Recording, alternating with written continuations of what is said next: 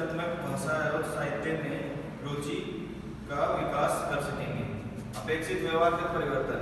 विद्यार्थी भवानी प्रसाद मिश्र द्वारा रचित कविता, कठपुतली, पाठ्य पुस्तक कविता के अतिरिक्त अन्य साहित्यिक पत्र पत्रिकाओं का अध्ययन कर सकेंगे। विद्यार्थी साहित्यिक कार्यक्रमों में भाग ले सकेंगे तथा विद्यालय की पत्रिकाओं में योगदान दे सकेंगे।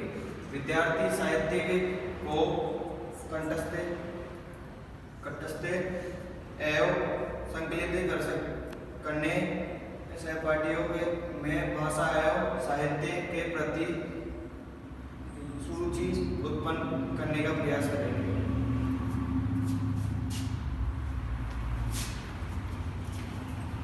अभिवृद्धियात्मक सद्वृत्तियों का विकास। विद्यार्थी भवानी प्रसाद मिश्र द्वारा रचित कविता, कठपुतली के माध्यम से व्यक्तियों में स्वतंत्रता और स्वावलंबन का भाव जगाने के प्रति सकारात्मक प्रयास कर सकेंगे। विद्यार्थी आदर्शों और जीवन के आधारभूत सामाजिक व नैतिक मूल्यों के प्रति श्रद्धा व आस्था रखते हुए साहित्य प्रेम, देश प्रेम व मानव प्रेम की ओर अग्रसर कर सकेंगे।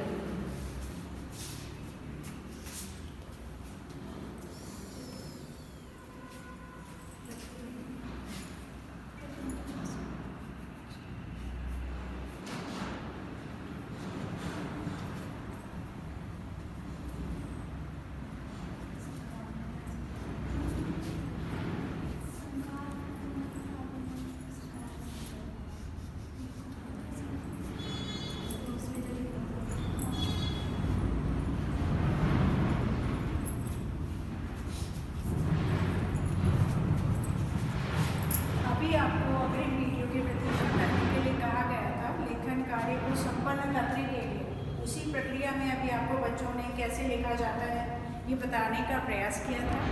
उसी प्रक्रिया को आगे बढ़ाते हुए हम आपको बता रहे हैं कि जिस क्रम से सबसे पहला कौन सा ऑब्जेक्टिव था, ज्ञानात्मक उद्देश्य, और उसके बाद में अंतःग्रहणात्मक उद्देश्य और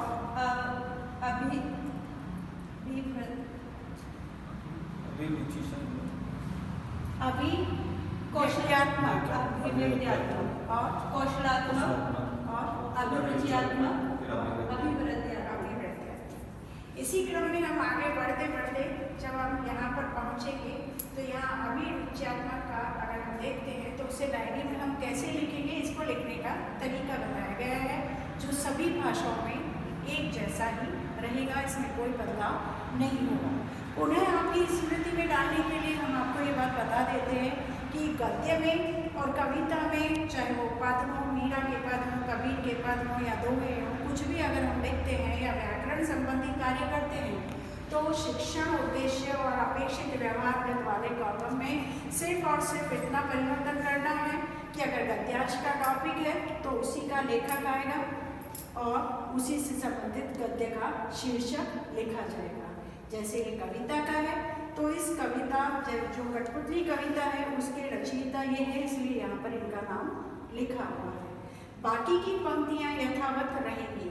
हम काम को सुंदर बनाने के लिए, जैसे हमारी पहली पंक्ति यहाँ खत्म हो रही है तो हम इस वाली पंक्ति को यहाँ से भी आरंभ कर सकते हैं एक लाइन छोड़कर, ताकि वो इसमें मर्ज ना हो जाए, अलग से हाईलाइट हो जाए या दिखाई दे जाए कि हमने कितने पॉइंट्स में इस बात को समझाने का प्रयास किया है। जैसे लगभग इसमें एक बार, दूसरी बार और तीसरी बार, 3 पॉइंट्स में हमने इस बात को स्पष्ट करने का प्रयास किया गया है।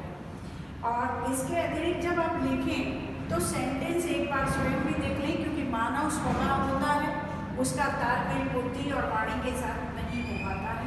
अतः अगर कोई अशुद्धि है तो उसे लकीर का फकीर समझकर ना अपनाएं, बल्कि स्वयं की मेधा का उपयोग करते हुए उसे संशोधित सेंटेंस बनाने का, वाक्य बनाने का प्रयास करें। यहाँ पर अगला जो उद्देश्य लिखा गया है वो है अभिवृत्त्यात्मक। इसका पहला पार्ट है सद्वृत्तियों का विकास। सद्वृत्तियाँ यानी अच्छी आदतें, वृत्ति का मतलब तो आदत ही होता है, तो अच्छी आदतों का विकास।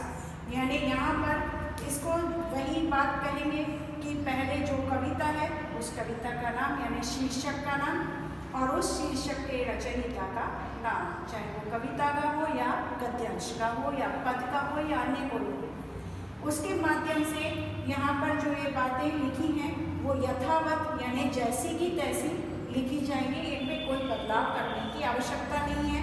बस सिर्फ और सिर्फ इतना देखना है कि अगर ये सेंटेंस अशुद्ध लिखे हैं या मात्राओं में कोई दोष है या कोई पंक्तियों में या लिखने में कोई गलती हो गई है तो उसे आप अपने स्तर पर सुधार कर लिखें। इसमें आप इसे उतारते समय अपने महाविद्यालय के निर्देश का भी अनुसरण